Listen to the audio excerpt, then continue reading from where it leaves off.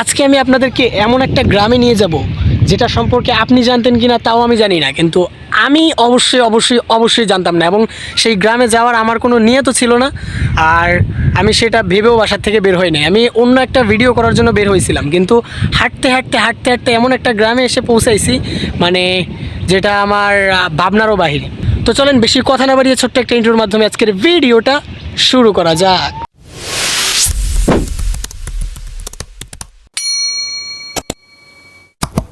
আমি আসলে এই স্থানটিতে এসেছিলাম মোংলা বেড়িবাঁধ ঘুরতে, কিন্তু মোংলা বেড়িবাঁধ ঘুরতে এসে দেখি এখান থেকে সুন্দরবন অনেকটা কাছে, যার কারণে আমি সিদ্ধান্ত নিলাম এই পাড় ধরে হাঁটতে যতটা সম্ভব আমি সুন্দরবনের কাছাকাছি যাওয়ার চেষ্টা করব। দেখি আমি সুন্দরবনের আরেকটু কাছাকাছি যাওয়ার চেষ্টা করি, মানে একদম এই মাঠটার যে শেষ সীমানা রয়েছে ওইটায় যাওয়ার চেষ্টা করি। সূর্যের আলোটা যখন নদীতে পড়তেছে ওই আলোটা মানে একদম সোনার মতন চকমক করতেছে,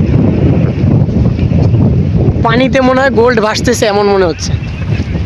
সূর্যের সোনালি আলোটা মানে যখন পানির উপরে পড়তেছে তখন পানিটা একদম চকমক করতেছে।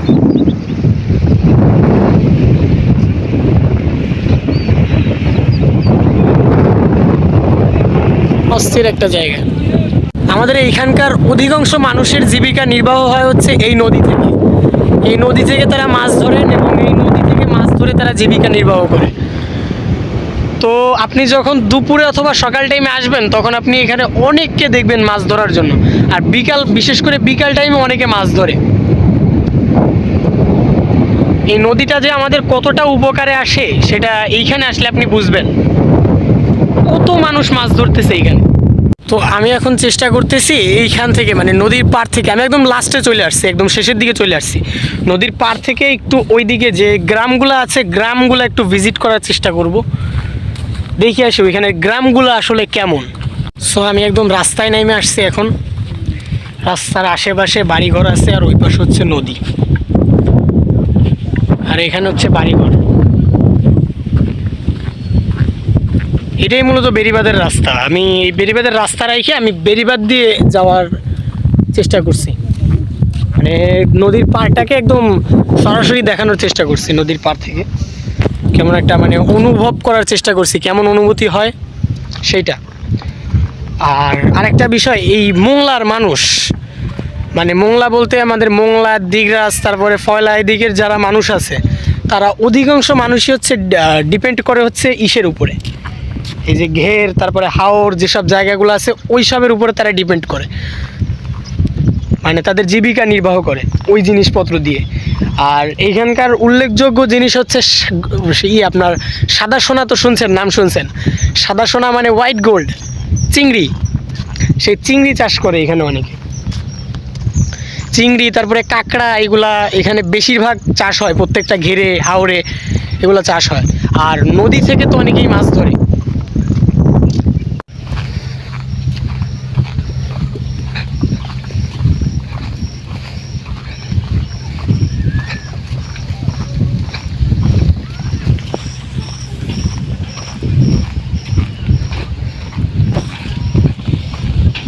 এই রাস্তা দিয়ে হাঁটতে আমি একটা জিনিস দেখলাম, এখানে একটা পার্ক আছে, মানে পার্কের মতন ছিল, কিন্তু এখন সেটা একদম মানে ভেঙে চলে গেছে, শুধু দোলনা দুইটা আছে। তো আমরা সেই পার্কে যাওয়ার চেষ্টা করবো এখন, দেখি। তো চলে আসছি সেই পার্কে। এইটা হচ্ছে সেই পার্ক, এ হচ্ছে প্রবেশদ্বার। পার্কের প্রবেশদ্বার দিয়ে এখন প্রবেশ করতেছি। সামনে ছাগল রয়েছে, তো প্রবেশ করলাম। এখন এইখানটা প্রবেশ পথ সব কিছুই ঠিকঠাক আছে, কিন্তু এখানে যে ঘরটা ছিল সম্ভবত কোনো ক্যাফে হবে নাকি এটা। এক্স্যাক্টলি একটা ক্যাফে ছিল সম্ভবত। হ্যাঁ, একটা ক্যাফে ছিল, সেটা ভেঙে গেছে। এখানে আমি একটা গজলের শুটিং দেখছিলাম ইউটিউবে, এইখানটাই সম্ভবত। এই গাছটাও দেখছিলাম আমি। আর দোলনাটা হচ্ছে এইটা। এখন দোলনায় বসবো, দেখি ভাঙে চুরে না পড়ে আবার। দেখি, বিসমিল্লাহ। কটমট করে তো, কিন্তু ভাঙবে না সম্ভবত। দেখি, হ্যাঁ, অপূর্ব একটা ফিলিংস। এখানে নদী আর আপনি এখানে বসে দোলনা খাচ্ছেন, ফিলিংসটা কেমন? আর এই গাছটার জন্য এখানকার সৌন্দর্যটা আরেকটু বেড়ে গেছে। এই যে এই গাছটা, এই গাছের তলায় গেলে হয়তো আমার ভিডিওটা একটু ক্লিয়ার দেখা যাবে। কাটা, এই তো এই যে গাছটা, এই গাছটার জন্য হচ্ছে এই সৌন্দর্যটা আরো বেড়ে গেছে।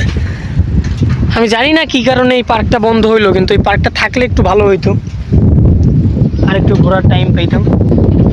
সামনে একটা বিল্ডিং দেখতে পারতেছি, ওইটা কিসের বিল্ডিং তা জানি না, কিন্তু যাই দেখি আসেন। আসলে কিসের বিল্ডিং তা আমি এক্স্যাক্টলি বুঝতে পারতেছি না। সো আপনারা কেউ যদি জেনে থাকেন তাহলে আমাকে একটু জানাইন এটা আসলে কিসের বিল্ডিং বা কিসের ঘর। মানে স্কুল মনে হচ্ছে, আবার সাইক্লোন সেন্টারও মনে হচ্ছে মাঝে। অনেক সুন্দর একটা জায়গা, মানে চারপাশে গ্রামীণ একটা দৃশ্য আছে।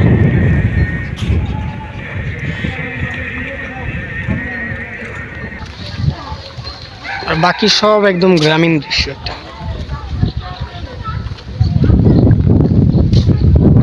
মানে অচেনা একটা গ্রামে ঢুকে পড়ছে এরকম মনে হচ্ছে এখানে। সো হ্যাঁ, একটা গ্রাম, এটা সম্ভবত একটা স্কুল। আমি একটু হ্যাঁ, একটা গ্রাম বসবাস করে এখানে, পুরো একটা গ্রাম।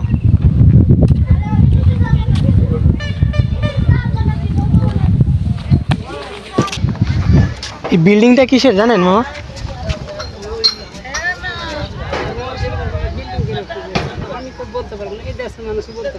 ও আচ্ছা,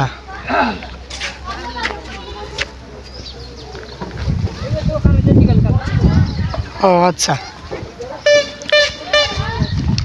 এখানকার সে জানে না আসলে এটা কিসের বিল্ডিং। আমি দেখে জানার চেষ্টা করবো, কেউ যদি সামনে পাই তাহলে।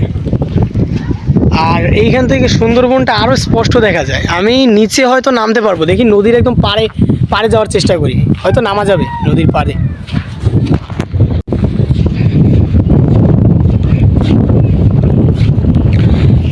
নদীর একদম কাছাকাছি চলে আসছি, একদম কাছাকাছি।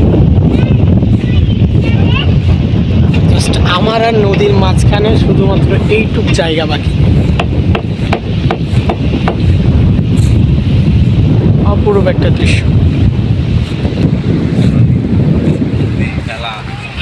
হ্যাঁ, আপনারা কি এইখানে থাকেন না? এই গ্রামটার নাম কি একটু বলতে পারবেন? কানাইনগর। আর ওই বিল্ডিংটা কিসের? ওইটা সাইক্লোন সেন্টার নাকি? ও জিয়া কেল্লা। ও আচ্ছা, মানে সাইক্লোন সেন্টার হিসেবে ব্যবহার হয়। তো এটা হচ্ছে কানাইনগর এলাকা। অবশেষে জানলাম জায়গাটার নাম, কিন্তু দৃশ্যটা অসম্ভব সুন্দর। মানে একদম সুন্দরবনের একদম কাছাকাছি একটা এলাকা। কানাইনগর এলাকা থেকে যদি কেউ ভিডিও দেখে থাকেন তাহলে অবশ্যই কমেন্ট করে জানাবেন। মানে আপনাদের গ্রামটা হচ্ছে অসম্ভব সুন্দর। নৌকা এই পাশ দিয়ে নৌকা রাখা, শুধু মনে হয় নৌকাগুলো মনে হয় নদীতে যে মাছ ধরে। বললাম না, এখানের অধিকাংশ লোক হচ্ছে মানে জীবিকা নির্বাহ হয় এই নদী থেকে। সো সবাই ওইখানে যে ভাইয়ার কাছে জিজ্ঞাসা করলাম, তারও একটা নৌকা আছে, তারপরে এইখানে একটা নৌকা, তারপরে এই একটা নৌকা, মানে নৌকা। এখান থেকে আপনি যত দূর তাকাবেন খালি নৌকা, ওইদিকে নৌকা। মানে এখানের অধিকাংশ মানুষই মাছ ধরে জীবিকা নির্বাহ করে। এমনকি এখানের মা বোনেরাও মানে জাল দিয়ে মাছ ধরে নদীতে। সুন্দর একটা দৃশ্য এখানে। তো নিজের অজান্তেই যে এত সুন্দর একটা গ্রাম ভিজিট করা যায় বা ঘোরা যায়, তো আমি সেটা আগে জানতাম না। শুধু হাঁটতেছিলাম পশু নদীর পাড় দিয়ে, দেখতে সুন্দর লাগতেছিল যার কারণে হাঁটতেছিলাম। কিন্তু হাঁটতে হাঁটতে যে এই কানাইনগর গ্রামে চলে আসবো সেটা আমি ভাবি নাই কোনো সময়। সো এই ভিডিওটা আমি এই পর্যন্তই স্টপ রাখতেছি, কারণ আমার পরবর্তী আমি যে ভিডিওটা করার জন্য আসছিলাম সেটা আমার করতে হবে। তো আজকের ভিডিওটা আপনার কাছে কেমন লেগেছে সেটা আপনি কমেন্টে জানাতে ভুলবেন না, এবং ভিডিওটা যদি ভালো লেগে থাকে তাহলে লাইক করবেন, কমেন্ট করবেন এবং শেয়ার করে আপনাদের বন্ধুদের কাছে পাঠিয়ে দেবেন, কিন্তু সাবস্ক্রাইবটা কিন্তু অবশ্যই অবশ্যই করবেন। তো আজকের জন্য এই পর্যন্তই, বাই বাই, আল্লাহ হাফেজ।